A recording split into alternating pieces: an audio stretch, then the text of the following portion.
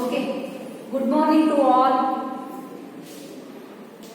ನಾವು ನಿನ್ನೆಯ ಅವಧಿಯಲ್ಲಿ ಏನ್ ಮಾಡ್ತಾ ಇದ್ವಿ ಅಂತಂದ್ರ ನನ್ನ ಕನಸು ಗದ್ಯಭಾಗದ್ದು ಪಾಠದ್ದು ಪ್ರಶ್ನೋತ್ತರಗಳನ್ನ ಬಿಡಿಸಿದ್ವಿ. ಹೌದಾ? ಎಲ್ರು ಏನ್ ಮಾಡಿರಿ? ಪ್ರಶ್ನೋತ್ತರಗಳನ್ನ ಬಿಡಿಸಿರಿ. ಓಕೆ, ಇವತ್ತಿನ ಅವಧಿಯಲ್ಲಿ ಏನ್ ಮಾಡೋಣ ಅಂತಂದ್ರೆ ಕನ್ನಡ ವರ್ಣಮಾಲೆ. ನಿಮ್ಗೆ ಮೊದಲನೇ ಪದ್ಯವನ್ನ ಹೇಳ್ಬೇಕಾದ್ರೆ ಹೇಳಿದ್ದೆ ಕನ್ನಡ ವರ್ಣಮಾಲೆಗಳು ಎಷ್ಟಿವೆ ಅಂತ ಹೇಳಿದ್ದೆ. ಇವತ್ತೇನ್ ಮಾಡೋಣ? ಕನ್ನಡ ವರ್ಣಮಾಲೆಗಳ ಸಂಪೂರ್ಣ ಪರಿಚಯವನ್ನ ಮಾಡಿಕೊಳ್ಳೋಣ. ನಿಮ್ಗೆಲ್ಲರಿಗೂ ಕನ್ನಡ ವರ್ಣಮಾಲೆಗಳು ಎಷ್ಟಿವೆ ಗೊತ್ತು? ಎಷ್ಟಿವೆ ಬರ್ದಿರಿ, ಅಭ್ಯಾಸ ಬಿಡಿಸಿರಿ. ಕನ್ನಡ ವರ್ಣಮಾಲೆಗಳು ಎಷ್ಟಿವೆ? 49 ಏನಿದಾವೆ ಕನ್ನಡ ವರ್ಣಮಾಲೆಗಳು ಇವೆ. 49 ಏನದವ ಕನ್ನಡ ವರ್ಣಮಾಲೆಗಳು ಅದಾವ. ಹೌದಾ? ಈ ವರ್ಣಮಾಲೆಯನ್ನ ನಾವು 3 ಪ್ರಕಾರಗಳಾಗಿ ಮಾಡ್ತೀವಿ.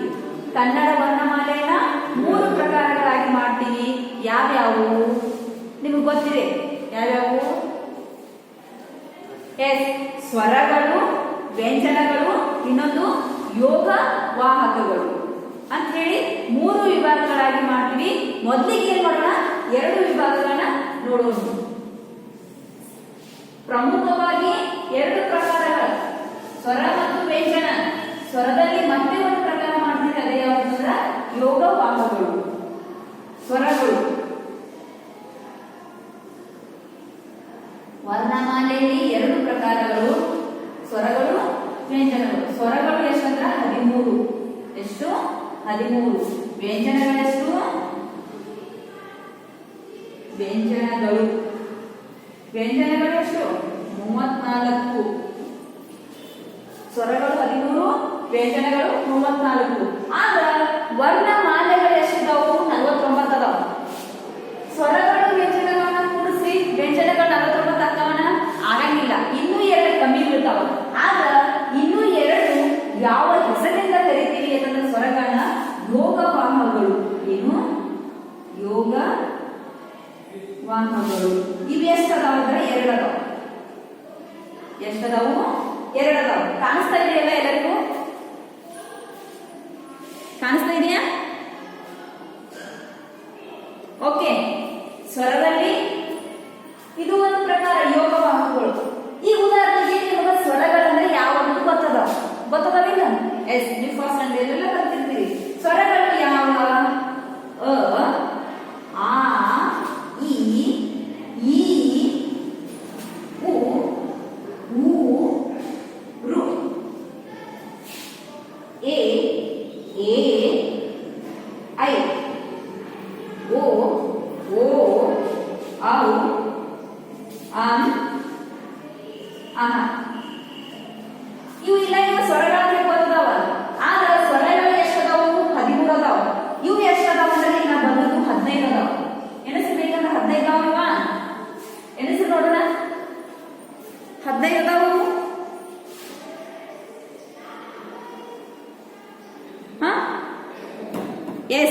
ಎಷ್ಟದಾವು? 15 ಅದಾವು. ಅದಕ್ಕೋಸ್ಕರ ನಾವೇನ್ ಮಾಡ್ಬೇಕು ಅಂತಂದ್ರ ಈ 2 ಅಕ್ಷರಗಳನ್ನ ತೆಗಿಬೇಕು ಸ್ವರದಿಂದ. ಅಂ ಮತ್ತು ಅಹ ಸ್ವರಗಳಲ್ಲಿ ಸೇರಂಗಿಲ್ಲ. ಅವು ಏನಂತಂದ್ರ ಯೋಗ ವಾಹಗಳು.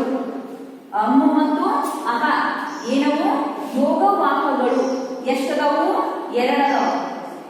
ಇನ್ನು ಈ ಉದ್ದ ಹಾಕಿದ್ದು ಬಿಟ್ಟು ಏನದಾವಲ್ಲ ಸ್ವರಗಳು, ಅವು ಏನಂತ ಕರಿತೀವಿ ಅಂದ್ರ ಸ್ವರಗಳು ಅಂತ ಕರಿತೀವಿ. ಎಷ್ಟದಾವು? 13 ಅದಾವ. 1, 2, 3, 4, 5, 6, 7, 8, 9, 10, 11, 12, 13. 13 ಸ್ವರಗಳದಾವ. ಈ ಅಂ ಮತ್ತು ಅಹ, ಇವೆರಡೂ ಏನಂತಂದ್ರೆ ಯೋಗ ವಾಹಗಳು. ಏನಿವೆರಡು? ಯೋಗ ವಾಹಗಳು. ಎಷ್ಟದವು? 2 ಅದಾವ. ಈ ಸ್ವರಗಳು ಎಷ್ಟು? ಯಾವ ಗೊತ್ತಾಯ್ತಲ್ಲ? ಎಸ್. ಈ ಯೋಗ ವಾಹಗಳು ಎಷ್ಟದವು? 2 ಅದಾವು. ಅವು ಯಾವುವು ಗೊತ್ತಾಯ್ತಲ್ಲ? ಈಗ ನೋಡ್ರಿ, ನೀವೇನ್ ಮಾಡ್ಬೇಕು ಅಂತಂದ್ರ ಈಗ ನೋಡ್ರಿ ಸ್ವರಗಳಲ್ಲಿ ಮತ್ತೆ ನಾವು ಏನ್ ಮಾಡ್ತೀವಿ ಅಂತಂದ್ರೆ ಎರಡು ಪ್ರಕಾರಗಳಾಗಿ ಮಾಡ್ತೀವಿ. ಸ್ವರಗಳಲ್ಲಿ ಎಷ್ಟು ಪ್ರಕಾರಗಳಾಗಿ ಮಾಡ್ತೀವಿ? ಎರಡು ಪ್ರಕಾರಗಳಾಗಿ ಮಾಡ್ತೀವಿ. ಯಾವ್ಯಾವು? ಒಂದು ಹೃಶ್ವ ಸ್ವರ, ಇನ್ನೊಂದು ದೀರ್ಘ ಸ್ವರ. ಹೃಸ್ವ ಸ್ವರ, ದೀರ್ಘ ಸ್ವರ ಅಂತ ಹೇಳಿ ಎರಡು ಪ್ರಕಾರಗಳಾಗಿ ಮಾಡ್ತೀವಿ. ಅದರಲ್ಲಿ ಈ ಸ್ವರಗಳಲ್ಲಿ ಮತ್ತೆ ಎರಡು ಪ್ರಕಾರಗಳಾಗಿ ಮಾಡ್ತೀವಿ. ಯಾವ್ಯಾವು? ಹೃಸ್ವ ಸ್ವರ, ದೀರ್ಘ ಸ್ವರ. ಹಾಗಾದ್ರೆ ಮೊದಲಿಗೆ ನೋಡೋಣ, ಹೃಸ್ವ ಸ್ವರ ಅಂದ್ರೆ ಏನು? ಹೃಸ್ವ ಸ್ವರ ಅಂದ್ರೆ ಏನು? ಹೃಸ್ವ ಸ್ವರ ಅಂದ್ರ ಒಂದು ಮಾತ್ರ ಕಾಲದಲ್ಲಿ ಉಚ್ಚರಿಸಲ್ಪಡುವ ಅಕ್ಷರಗಳಿಗೆ ನಾವೇನು ಕರಿತೀವಿ? ಹೃಸ್ವ ಸ್ವರ ಅಂತ ಕರಿತೀವಿ. ಏನಂತ ಕರಿತೀವಿ? ಒಂದು ಮಾತ್ರ ಕಾಲದಲ್ಲಿ ಉಚ್ಚರಿಸಲ್ಪಡುವ ಅಕ್ಷರಗಳಿಗೆ ಹೃಸ್ವ ಸ್ವರ ಅಂತ ಕರಿತೀವಿ. ಒಂದು ಮಾತ್ರ ಕಾಲ ಅಂದ್ರ ನೀವು ಈ ಕಣ್ಣು ಮಿಟಕಿಸಿ ಕಣ್ಣು ಓಪನ್ ಮಾಡೋದ್ರೊಳಗ ಒಂದು ಅಕ್ಷರ ಅಂದ್ ಬಿಡ್ಬೇಕು. ಉದಾಹರಣೆಗೆ ಈಗ ನಾ ಎಳದ ಅನ್ನಂಗಿಲ್ಲ,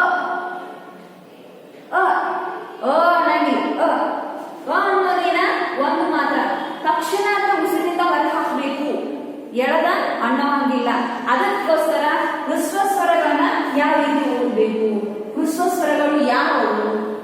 ಉದಾಹರಣೆಗೆ ನೀವು ಓದ್ತೀರಿ ಆ, ಈ, ಉ, ಋ, ಎ, ಐ, ಓ, ಔ.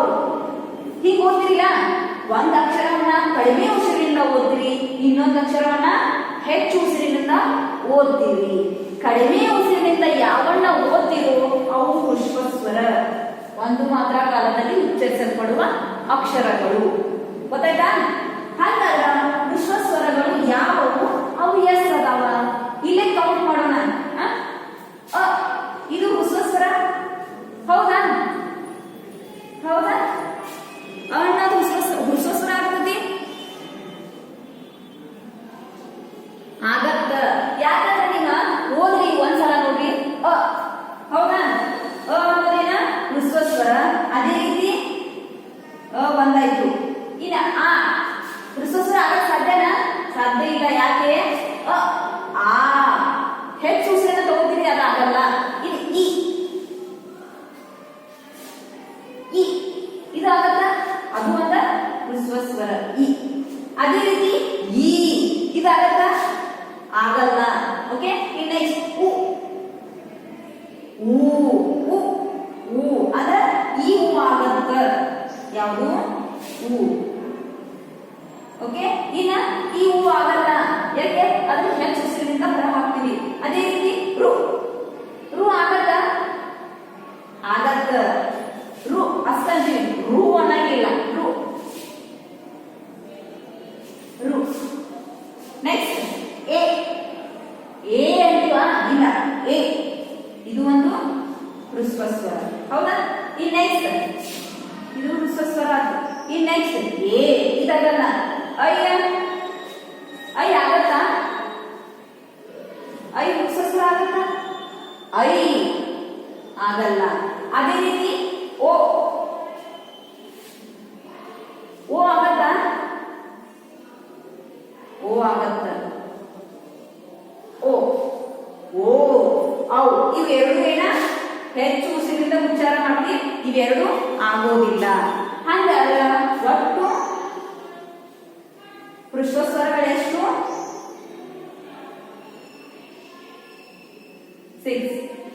6 ಹೃಸ್ವ ಸ್ವರಗಳು. ಗೊತ್ತಾಯ್ತಲ್ಲ ಯಾವುದು ಅದರಲ್ಲಿ? ಗೊತ್ತಾಯ್ತು?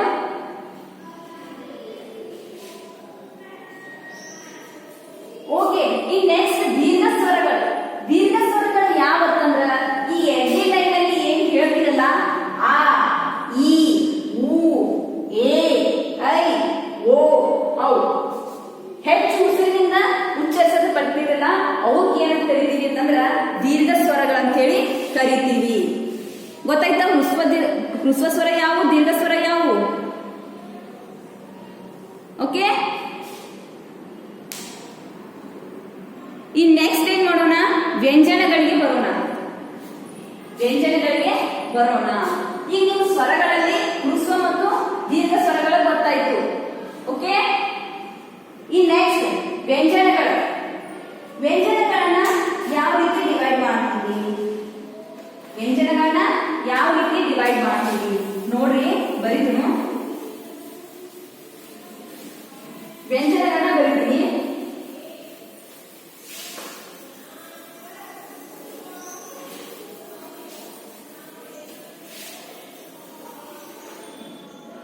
ಉದಾಹರಣೆಗೆ ವ್ಯಂಜನಗಳು ನಿಮಗೆಲ್ಲ ಗೊತ್ತಿದೆ. ವ್ಯಂಜನಗಳು ಕ, ಘ, ಘ, ಘ, ಞ,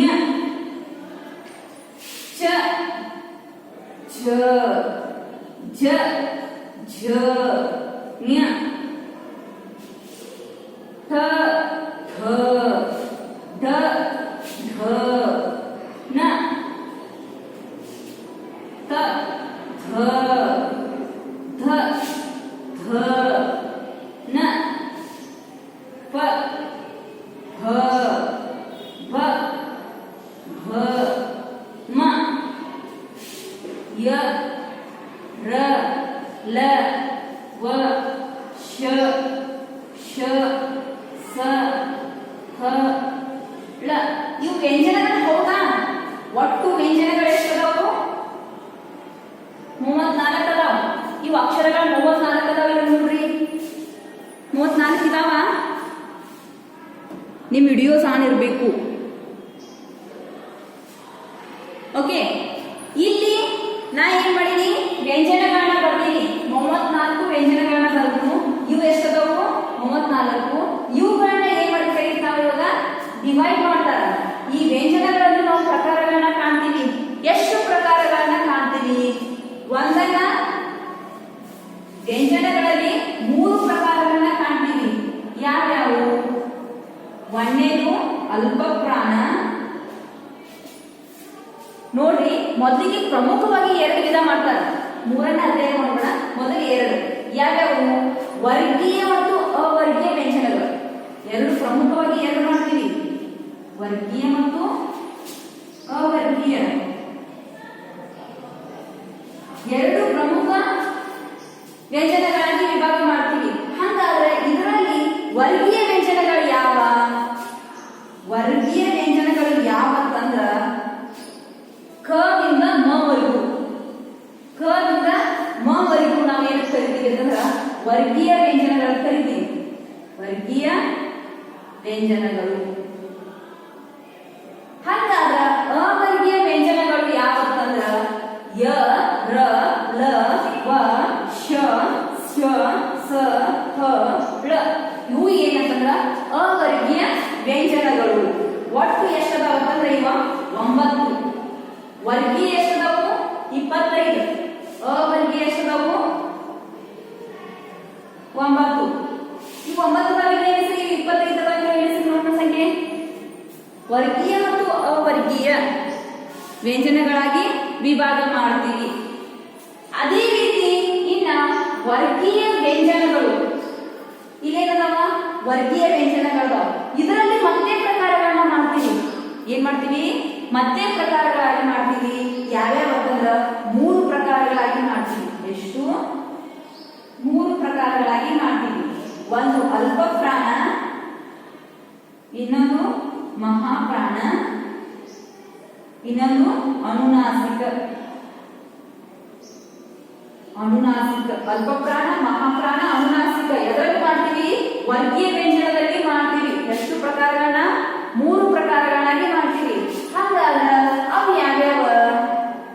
ಇದು ಮೊದಲೇ ಕ ಲೈನ್ ಐತೆ. ಇದು ಕ ದಿಂದ ಕ ವರೆಗೂ ಈ ಲೈನ್. ಇದಕ್ಕೆ ಏನಂತ ಕರಿತೀವಿ ಅಂತಂದ್ರೆ ಅಲ್ಪ ಪ್ರಾಣಗಳು. ಏನ್ ಕರಿತೀವಿ?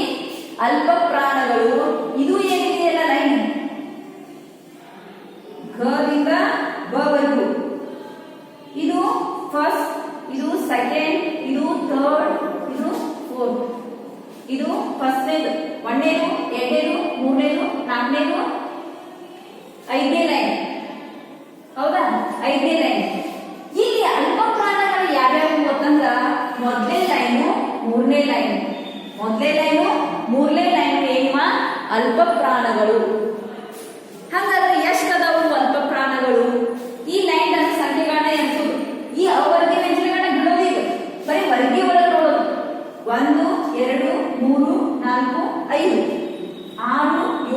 8 9 10.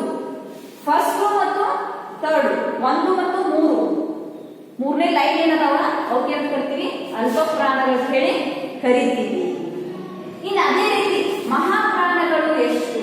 ಅಲ್ಪಪ್ರಾಣಗಳು ಎಷ್ಟದು? 10. ಮಹಾಪ್ರಾಣಗಳು ಯಾವ್ಯಾವ? 2ನೇ ಲೈನ್ ಅಂಡ್ 4ನೇ ಲೈನ್. 2ನೇದು ಮತ್ತು 4ನೇ ಲೈನ್ ಅಲ್ಲಿ ಇರ್ತಕ್ಕಂಥ ಅಕ್ಷರಗಳನ್ನ ಏನ್ ಕರಿತೀವಿ ನಾವು? ಮಹಾಪ್ರಾಣಗಳು ಹೇಳಿ ಕರಿತೀವಿ. ಅವೆಷ್ಟವು? 1 2 3 4 5 6 7 8 9 10. ಅವು ಮಹಾಪ್ರಾಣಗಳು ಎಷ್ಟದಾವ ಅಂದ್ರ 10 ಅದಾವು. ಹಾಗಾದ್ರೆ ಅನುನಾಸಿಕ ಅಂದ್ರ ಅನುನಾಸಿಕ ಅಂತಂದ್ರ 5ನೇ ಲೈನ್ ಅನುನಾಸಿಕ ಅಂತಂದ್ರ ಏನಪ್ಪಾ ಅಂತಂದ್ರ ಮೂಗಿನ ಸಹಾಯದಿಂದ ಉಚ್ಚರಿಸಲ್ಪಡುವ ಅಕ್ಷರಗಳಿಗೆ. ಮೂಗಿನ ಸಹಾಯದಿಂದ.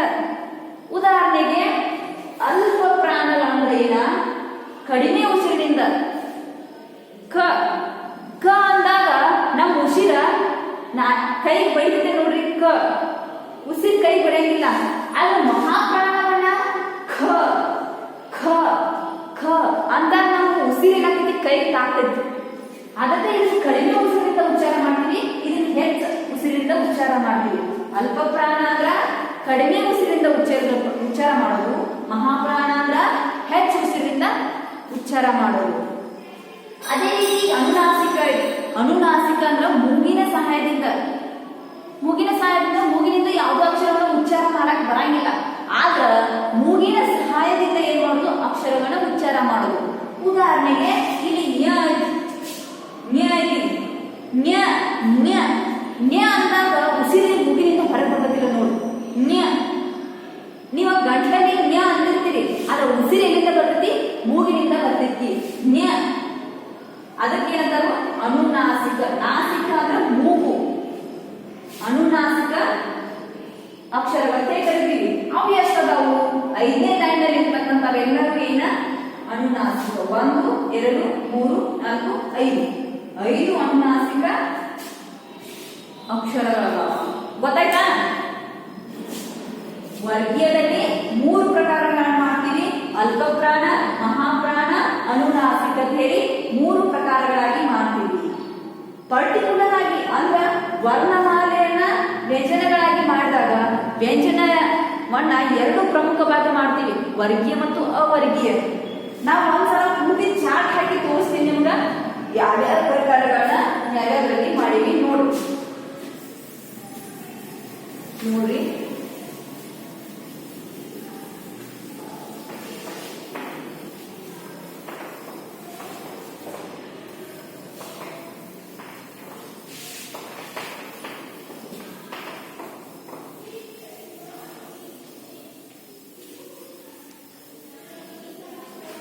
ಇಲ್ಲಿ ನೋಡ್ರಿ, ವರ್ಣಮಾಲೆಯ ಪ್ರಮುಖವಾಗಿ 2 ವಿಧ ಮಾಡಿ. ಯಾವ್ಯಾವ? ಸ್ವರಗಳು, ವ್ಯಂಜನಗಳು. ನಾವು ಒಂದು ಚಾರ್ಟ್ ತೋರಿಸ್ತೀನಿ ನಿಮಗ. ಆ ಚಾರ್ಟ್ ಅನ್ನ ಬರ್ತೀವಿ. ಸ್ವರಗಳು,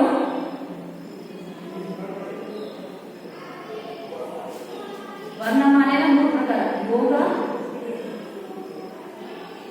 ವಾಹಗಳು, ಇನ್ನೊಂದು ವ್ಯಂಜನಗಳು. 3 ಪ್ರಮುಖ ಭಾಗ ಮಾಡಿದ್ವಿ. 34 2 ಯೋಗವಾಹಗಳು 2 ಸ್ವರಗಳು 13 ಇಷ್ಟು ಪ್ರಮುಖ ಭಾಗ ಮಾಡಿದ್ವಿ. ಅದರಲ್ಲಿ ವರ್ಣಮಾಲೆಯಲ್ಲಿ. ಹೌದಾ? ಮಾಡ್ತೀವಾ? ನೆಕ್ಸ್ಟ್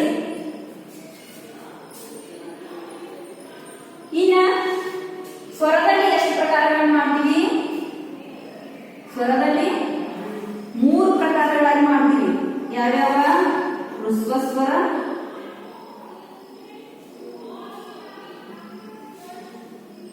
ದೀರ್ಘಸ್ವರ,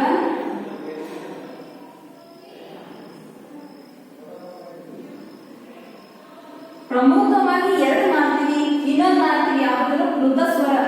ಪ್ಲುತಸ್ವರ ಅಂತಂದ್ರ ಇದನ್ನ ಏನ್ ಮಾಡಂಗಿಲ್ಲ, ನೀವು ಸಿಲೆಬಸ್ ಬರಂಗಿಲ್ಲ. ಆದ್ರ 3 ವಿಭಾಗಗಳನ್ನ ಏನ್ ಮಾಡ್ತೀವಿ? ನೀವು ಪ್ರಮುಖವಾಗಿ ಇವು ನೆನಪಿಟ್ಕೊಳ್ಳಿ. ಹೃಸ್ವ ಮತ್ತು ದೀರ್ಘ ಸ್ವರಗಳು ಹೇಳಿ ನೆನಪಿಟ್ಕೊಳ್ಳಿ. ಇದನ್ನ ಏನ್ ಮಾಡ್ತೀವಿ? ನೀವು ಮುಂದಿನ ಇದರಲ್ಲಿ ಅಭ್ಯಾಸ ಮಾಡ್ತೀವಿ. ಓಕೆ, ಇನ್ನು ಯೋಗವಾಕ್ಯಗಳು ಇಲ್ಲಿಗೆ ಮುಗಿದು ವ್ಯಂಜನಗಾನ ಎಷ್ಟು ವಿಭಾಗ ಮಾಡ್ತೀವಿ? ವ್ಯಂಜನಗಾನ ಪ್ರಮುಖವಾಗಿ 2 ವಿಭಾಗಗಳಾಗಿ ಮಾಡ್ತೀವಿ. ಯಾವ್ಯಾವು? ವರ್ಗೀಯ ವ್ಯಂಜನಗಳು,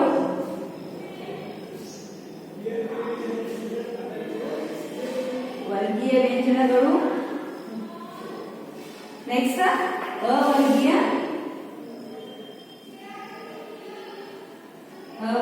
ವ್ಯಂಜನಗಳು. ಓಕೆ, ವರ್ಗೀಯ ವ್ಯಂಜನಗಳು ಯಾಕದಾವು? ವರ್ಗೀಯ ವ್ಯಂಜನಗಳು ಯಾಕದಾವ ಹೇಳಿ? 25. ಅವರ್ಗೀಯ ವ್ಯಂಜನಗಳು 9. ವರ್ಗೀಯ 25, ಅವರ್ಗೀಯ 9. ಓಕೆ, ಅಕ್ಷರಪೂರ್ಣ ಸಂಖ್ಯೆಗಳು ಕಾಣಲಿಲ್ಲ ಇಲ್ಲಿ ಬರೀತೀವಿ ನೋಡ್ರಿ. 13, 2, 34. ನೀವು ಅಲ್ಲೇ ಸಂಖ್ಯೆನ ಬರ್ಕೊಂಡ್ರೆ ನಿಮ್ಗೆ ಗೊತ್ತಾಗ್ತದೆ ಓದುವಾಗ ಎಷ್ಟು ಅದಾವು ಎಷ್ಟಿಲ್ಲ. ಓಕೆ, ಈಗ ವರ್ಗೀಯಗಳು 3 ಪ್ರಕಾರಗಳನ್ನ ಮಾಡ್ತೀವಿ. ಯಾವ್ಯಾವು? ಇದರಲ್ಲಿ ಮತ್ತೆ 3 ಪ್ರಕಾರಗಳು ವರ್ಗೀಯದಲ್ಲಿ. ವರ್ಗೀಯ ವ್ಯಂಜನದಲ್ಲಿ 3 ಪ್ರಕಾರಗಳನ್ನ ಮಾಡ್ತೀವಿ. ಯಾವ್ಯಾವು? 1 ಅಲ್ಪಪ್ರಾಣ, ಅಲ್ಪಪ್ರಾಣ, ಮಹಾಪ್ರಾಣ, ಅನುನಾಸಿಕ. ಅನುನಾಸಿಕ ಅಂತ ಹೇಳಿ 3 ಪ್ರಕಾರಗಳಾಗಿ ಮಾಡ್ತೀವಿ. ಹಂಗಾದ್ರೆ ಅಲ್ಪಪ್ರಾಣಗಳ ಸಂಖ್ಯೆಗಳ ಎಷ್ಟು ಅಂತಂದ್ರೆ 10. ಎಷ್ಟು? 10. ಮಹಾಪ್ರಾಣಗಳು ಎಷ್ಟು? 10 ಅದಾವ. ಅದೇ ರೀತಿ ಅನುನಾಸಿಕ ಎಷ್ಟು ಅದಾವು? 5 ಅದಾವ. ಹೌದಾ? ಇಷ್ಟೇನ್ ಮಾಡ್ತೀವಿ ನಾವು? ವರ್ಣಮಾಲೆಯನ್ನ ಇಷ್ಟು ಪ್ರಕಾರಗಳಾಗಿ ಏನ್ ಮಾಡ್ತೀವಿ? ವಿಂಗಡಣೆ ಮಾಡ್ತೀವಿ. ಇಷ್ಟು ಚಾರ್ಟ್ ಹಾಕೋರಿ. ಈಗ ನೋಡೋಣ, ಇನ್ನೊಂದ್ಸಲ ಏನ್ ಮಾಡೋಣ? ಹಂಗಂದ್ರೆ ಏನ್ ನೋಡೋಣ? ಈ ಚಾರ್ಟನ್ನ ಹಾಕೋರಿ. ನಿಮ್ ವಿಡಿಯೋಸ್ ಆನ್ ಇಡಿ. ಎಲ್ಲರೂ ನಿಮ್ ವಿಡಿಯೋಸ್ ಆನ್ ಇಡಿ.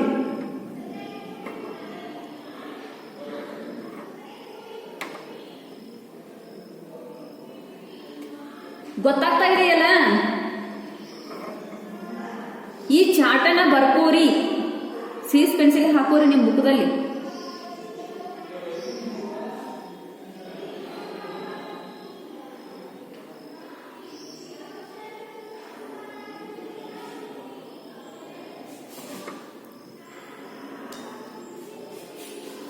ಈ ಚಾರ್ಟನ್ನ ಒಂದ್ಸಲ ಬರ್ಕೋರಿ.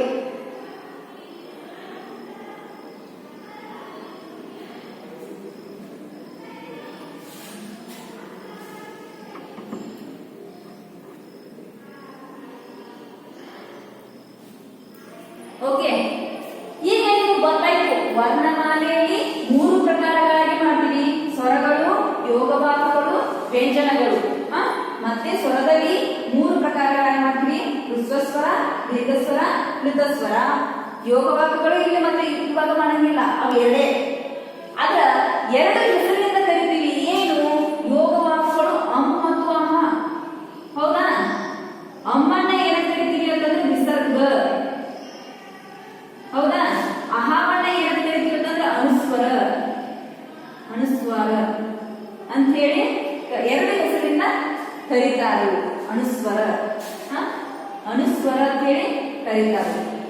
ಇನ್ನು ವ್ಯಂಜನಗಳನ್ನ 34 ವಿಧಗಳಾಗಿ ಮಾಡ್ತೀವಿ. 34 ಅಕ್ಷರಗಳನ್ನಾಗಿ ನೋಡ್ತೀವಿ. 2 ವಿಭಾಗಗಳಾಗಿ ಮಾಡ್ತೀವಿ. ಪ್ರಮುಖವಾಗಿ ಯಾವ್ಯಾವಂದ್ರ ವರ್ಗೀಯ ಮತ್ತು ಅವರ್ಗೀಯ. ವರ್ಗೀಯ ಮತ್ತು ಅವರ್ಗೀಯನ ವ್ಯಂಜನಗಳಲ್ಲಿ ಪ್ರಮುಖವಾಗಿ 2 ವಿಭಾಗ ಮಾಡ್ತೀವಿ. ವರ್ಗೀಯ ಮತ್ತು ಅವರ್ಗೀಯ. ವರ್ಗೀಯದಲ್ಲಿ ಎಷ್ಟದಾವು? 25 ಇದಾವು. ಅವರ್ಗೀಯಲ್ಲಿ 9 ಅದಾವು. ಮತ್ತೆ ವರ್ಗೀಯ ವ್ಯಂಜನಗಳನ್ನು ಎಷ್ಟು ವಿಧಗಳಾಗಿ ಮಾಡ್ತೀವಿ? ಎಷ್ಟು ಅಂತಂದ್ರ ಅಲ್ಪಪ್ರಾಣ, ಮಹಾಪ್ರಾಣ, ಅನುನಾಸಿಕ 3 ವಿಭಾಗಗಳಾಗಿ ಮಾಡ್ತೀವಿ. ಮತ್ತೆ ನೀವು ಅಕ್ಷರಗಳನ್ನ ನೋಡ್ರಿ. ಅಲ್ಪಪ್ರಾಣ ಅಂತಂದ್ರ ಉದಾಹರಣೆಗೆ ಕ. ಇದು ಒಂದು ಅಕ್ಷರ. ಏನಿದು? ಕ. ಇದಕ್ಕ ಈ ಕವನ್ನ ಅಲ್ಪಪ್ರಾಣ ಅಂತ ಕರಿತೀವಿ. ಯಾಕೆ ಅಲ್ಪಪ್ರಾಣ? ನೀವು ಬಾಯಿಲೆ ಅಂತ ನೋಡ್ರಿ. ಕ ಉಸಿರು ಏನಾದ್ರು ಕೈ ತಾಕತ್ತ ಅಷ್ಟು ಜೋರಾಗಿ ನೀವು ಕ ತನ್ನಾಗಿಲ್ಲ. ಕ. ಅದೇ ರೀತಿ ಎರಡನೇ ಕ ಅಂದ್ರಿ. ಖ ಖ ಖ ಉಸಿರು ನಿಮ್ ಕೈಗೆ ಅಂದ್ರೆ ತಾಕತ್ತೆ. ಅದನ್ನ ಗಟ್ಟಿ ಶಕ್ತಿರಿ ನೀವು. ಅದನ್ನ ಇದಕ್ಕೆ ಅಲ್ಪಪ್ರಾಣ ಅಂತೀವಿ. ಮಹಾಪ್ರಾಣ ಅಂತೀವಿ. ಗೊತ್ತಾಯ್ತಾ? ಅಲ್ಪ ಪ್ರಾಣ, ಮಹಾಪ್ರಾಣ, ಅನುನಾಸಿಕ. ಅನುನಾಸಿಕ ಅಂದ್ರೆ ನಿಮ್ಗೆ ಗೊತ್ತೈತಿ, ಮೂಗಿನ ಸಹಾಯದಿಂದ ಉಚ್ಚರಿಸಲ್ಪಡುವ ಅಕ್ಷರಗಳು ಮ್ಯ, ಮ್ಯ, ನ, ನ, ಮ. ಅವುಗಳನ್ನ ಅನುನಾಸಿಕ ಅಂತೀವಿ. ಗೊತ್ತಾಯ್ತಾ? Okay.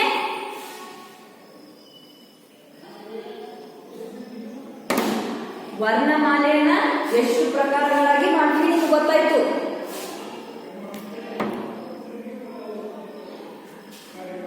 ಗೊತ್ತಾಯ್ತನಾ?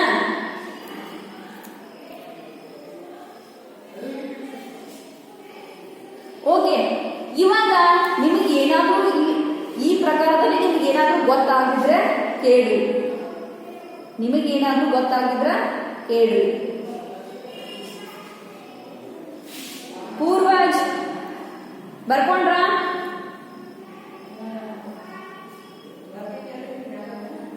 Anasuya, Rashmi,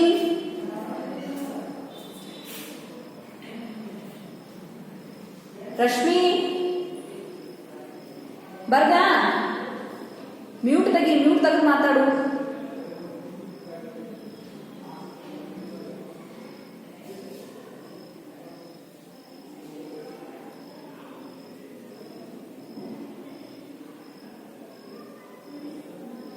okay okay.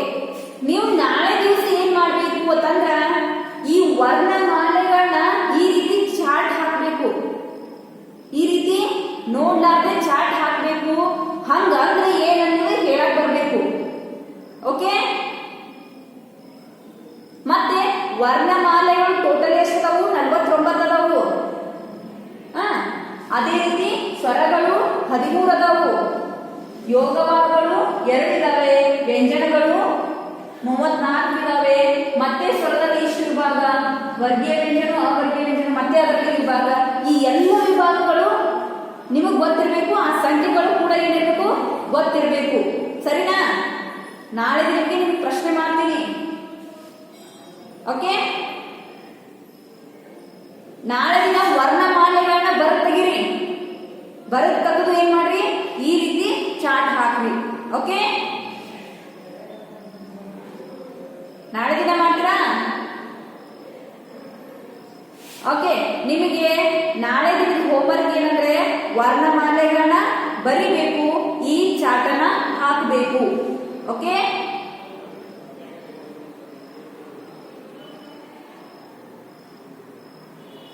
ಯಾರೇ ನೀವು?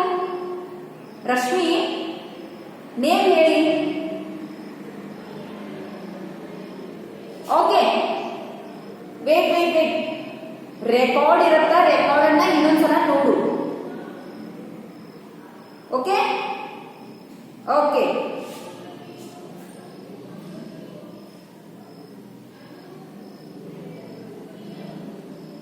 Okay bye.